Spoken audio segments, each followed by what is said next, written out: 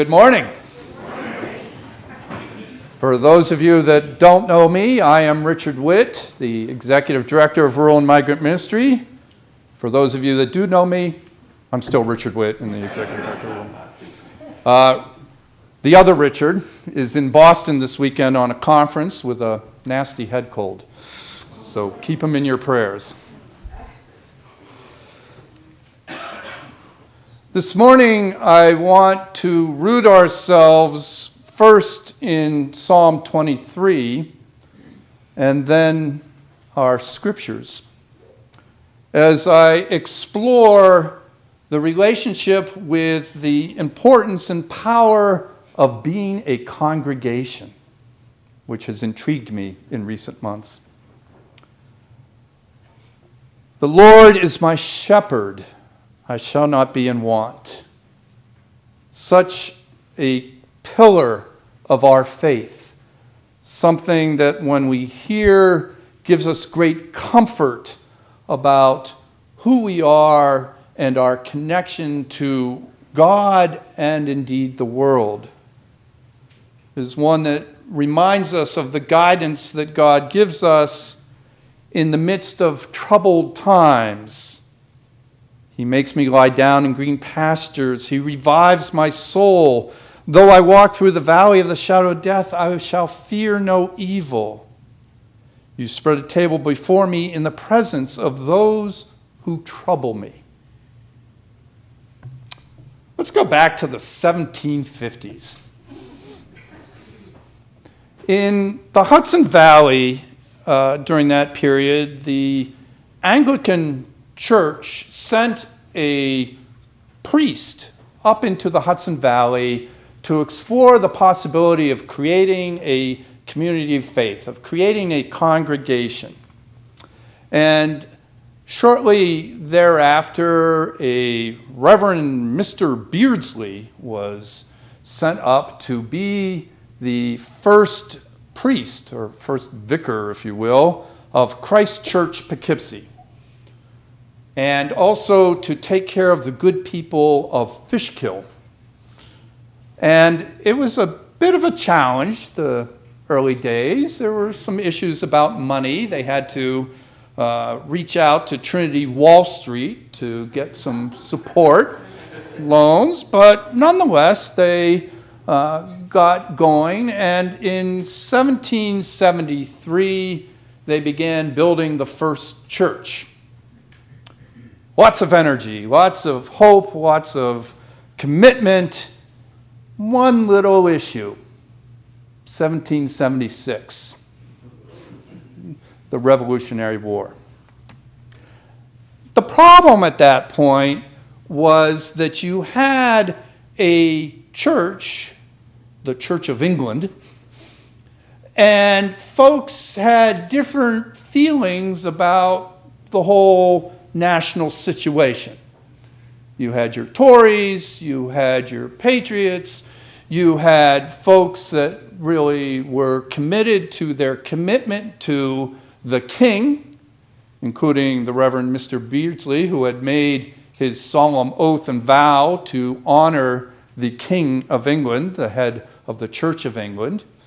And as you can imagine, all sorts of tension arose with people accused of being disloyal, people being accused of being rebels, of being tyrants, on and on. The language was pretty vociferous and nasty, which led to the decision of the wardens. Isn't it great to be a warden? To close the church and send the Reverend Mr. Beardsley packing back to London. The church remained closed for a while, and then they slowly began the process of reopening it. I'm intrigued with that because it's very easy, I think, in this day and age to find ourselves in the midst of societal, political, economic, social tension. And We have nothing on what those folks had back in the 1770s in terms of those issues and concerns. And what really intrigues me in the midst of that was that this group of people were determined to create and reopen a community of faith, a congregation. And I'm fascinated with what was it that was driving them. What were the forces, what were the needs that were driving them to do that? We go back in our readings today to the Acts of the Apostles, and we see a very similar kind of environment, a similar kind of setting. The apostles have lost their leader. They have lost the man who gave them their reason for being at first glance. And yet they chose to keep on being in community. I mean, there's a great passage here there, right? They were those who had been baptized, devoted themselves to the teaching and fellowship, to the breaking of bread and prayers.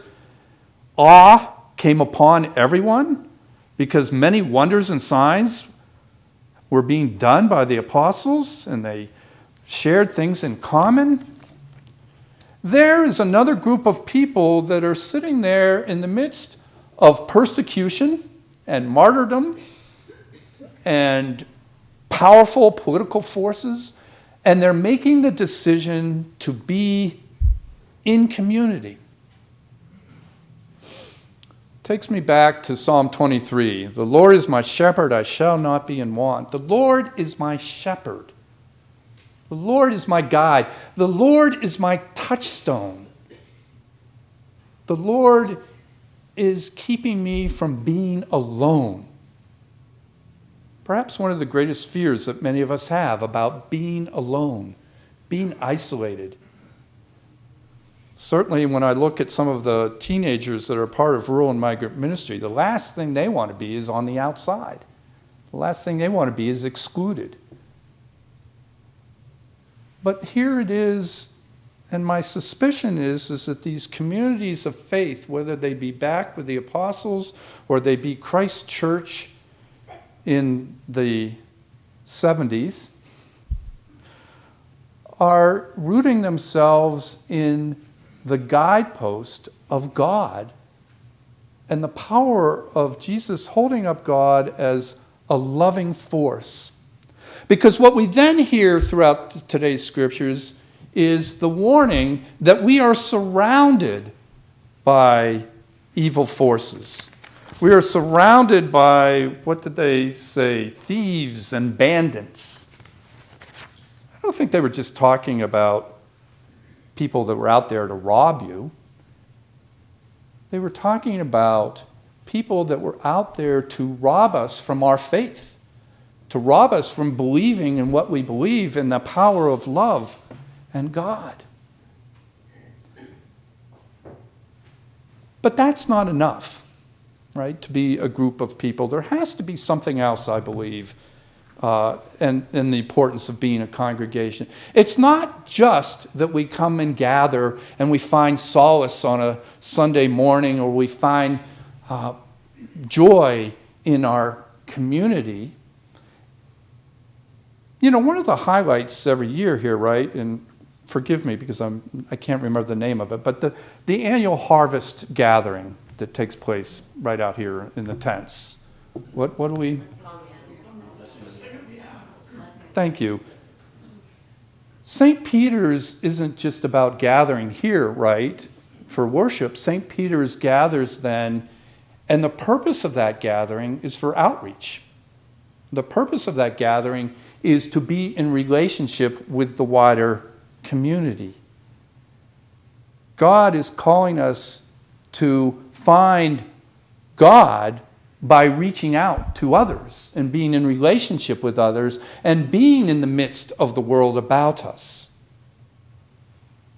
Alice Walker, in her book, The Color Purple, had one of her characters, Shug, say, I never knew anybody that found God just by going into the church.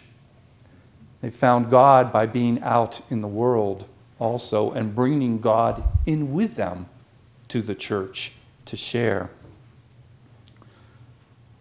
Many of you know that my life right now is filled with brothers and sisters, mothers and fathers, grandmothers, grandfathers, who are farm workers, who work hard to feed us, to provide the food that we eat, to nourish us. And right now, my people that I serve, my congregation, can't worship together in public. It's too fearful.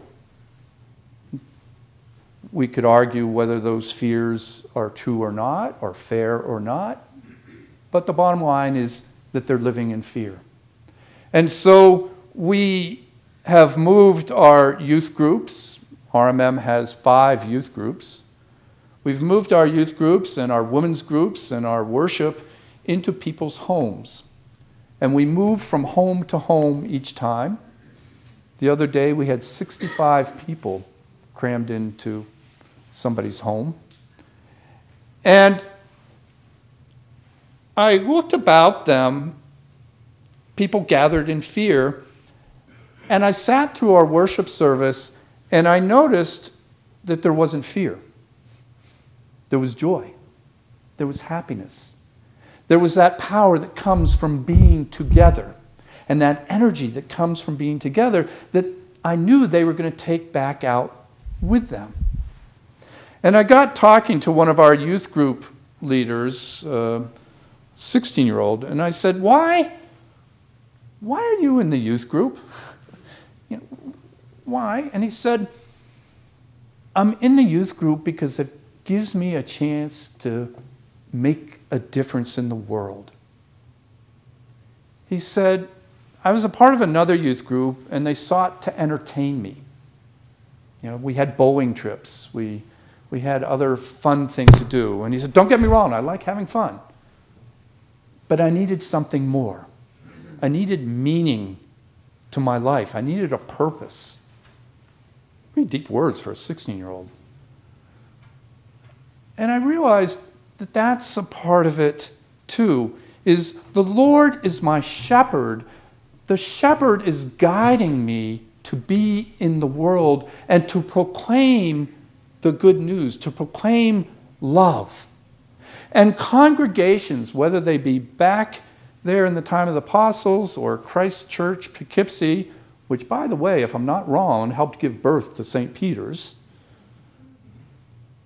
congregations gathering together to proclaim that good news also gives us the opportunity to see God and to feel God and to know that God is present, to revive our souls, to know that we have strength to face the evil forces about us.